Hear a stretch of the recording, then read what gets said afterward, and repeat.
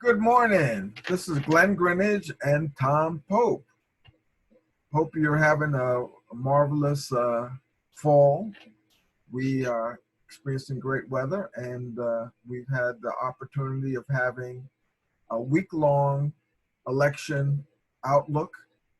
Finally, Saturday, the culmination of it has we have a new president-elect, Biden, and the Biden-Harris have are the new president and vice president elect, and we've had lots of conversation about how long it took and what were the considerations, and we've had all of these discussions inside of COVID. So we had the largest vote in modern day history. They say in the last century. So, Tom, what are your takeaways from this momentous event? Well, first I should mention that this is part of Community and Social Change Facebook.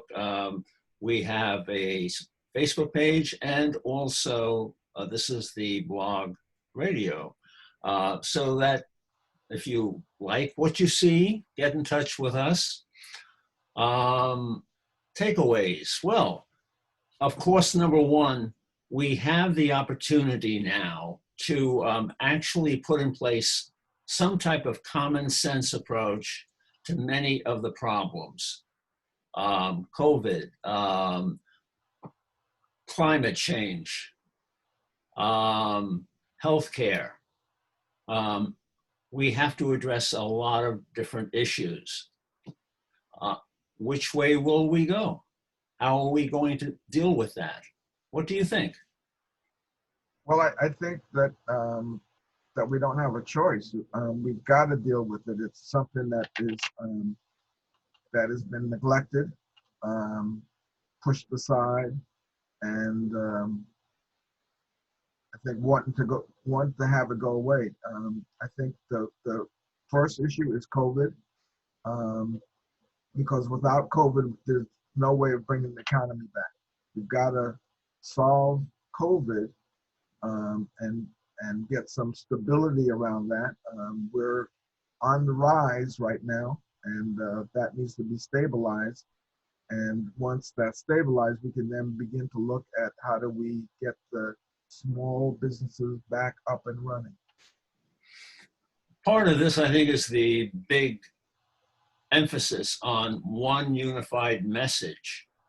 Maybe this will help clear up a lot of the confusion we have in our society, where many people feel that it's a loss of freedom if you're required to wear a mask. I think we have to look at working together. Do we say it's a loss of freedom if we're driving a car and a red light stops us? The mask is the same item.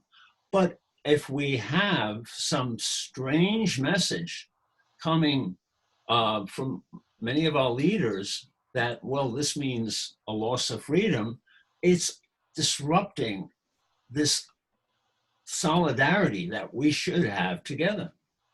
Oh, absolutely. I think that is, yes, we have rights, but we also have rights to protect each other. And not wearing a mask is a very selfish way of not taking care of the people around me and myself.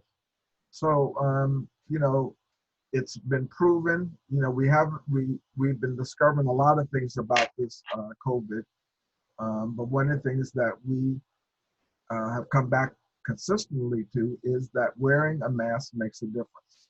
And in fact, wearing a mask as the weather gets colder is going to also help the flu being spread as well. So we've got COVID and flu season upon us, and masks are a way of minimizing the impact of that. Now, aside from COVID, I think one of the big takeaways is the idea that we have a president who looks at working together with many people. That means reestablishing a connection with international leaders around the globe instead of looking at everyone as the enemy. I think this is a major change. Do we need to focus on setting up Iran as the ultimate enemy? Or do we have to always support Netanyahu? Many questions lie about bringing everyone together, and we haven't had that in a while. The Paris Accords, we should be working with everyone to save the planet. Oh, absolutely. I think that our international relationships have been fractured. I think that we've got an opportunity to look forward to mending. And in fact, from what I've been hearing, things seem to be, other leaders are looking forward to the new administration, and they feel confident that that the wounds could be healed and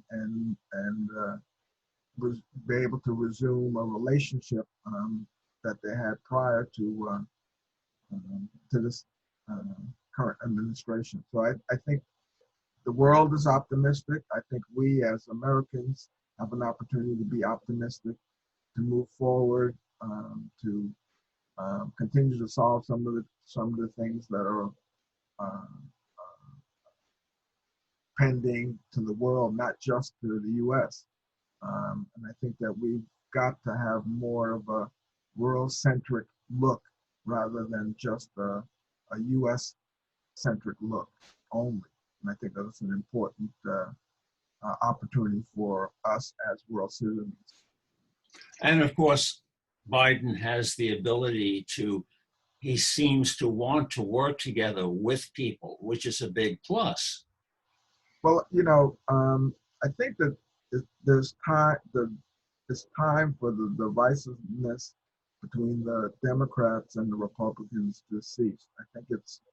I think that the current administration has done a disservice by capturing the Republican Party and having them go down a particular tunnel, which they haven't been able to return from. I'm hoping that this new administration and the power of the vote sends a message that we as a country want to be unified, we want to work together, we want to be able to move forward and move forward and to expect the best.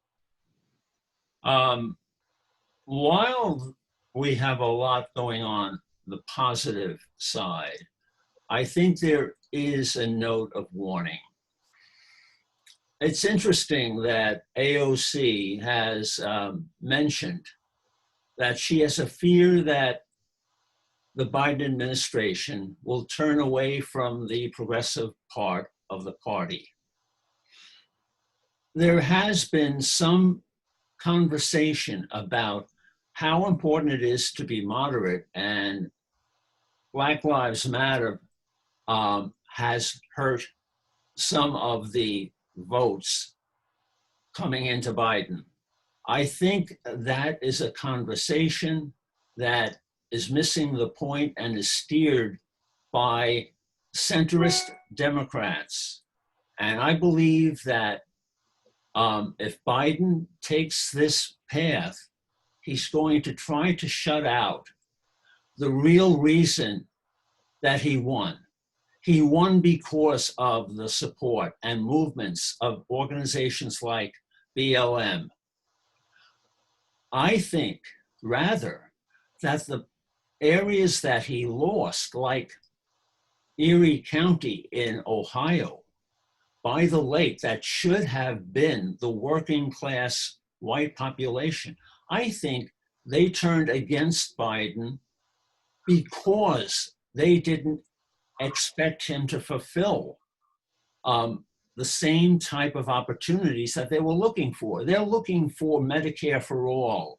They're looking for a situation where education is improved, better job opportunities. These are progressive issues. And Biden, if he goes in a centrist direction, is going to ignore that.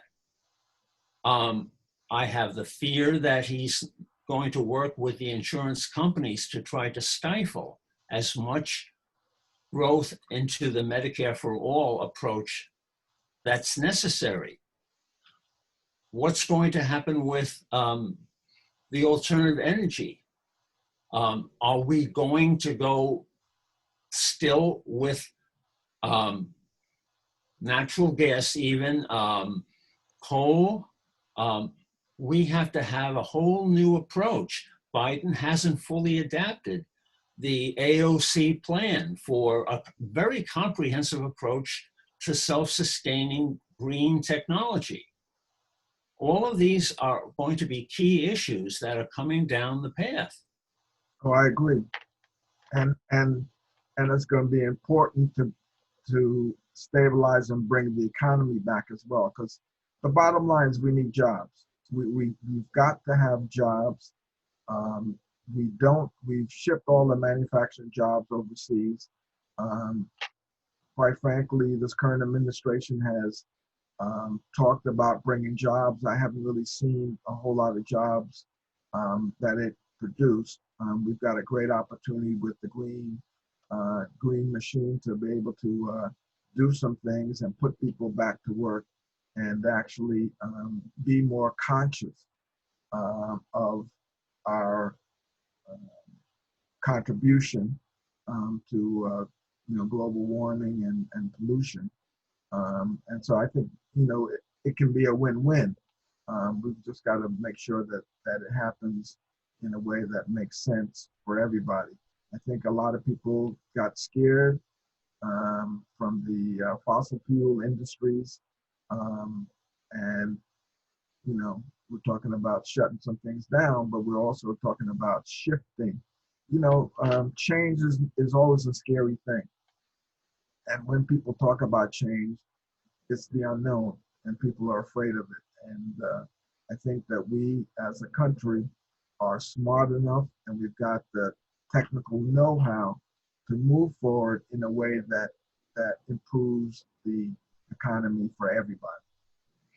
Well, I think that's one of the pluses of someone like AOC. When she put the Green New Deal together, she had a very comprehensive approach.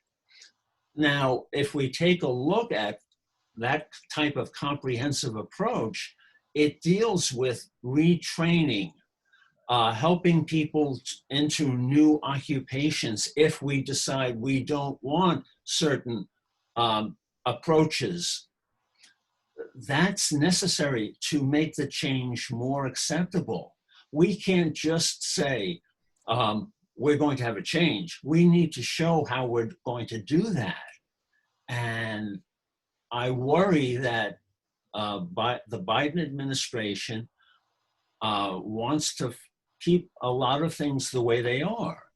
It's the way things are has led us to some of the problems that we're facing today.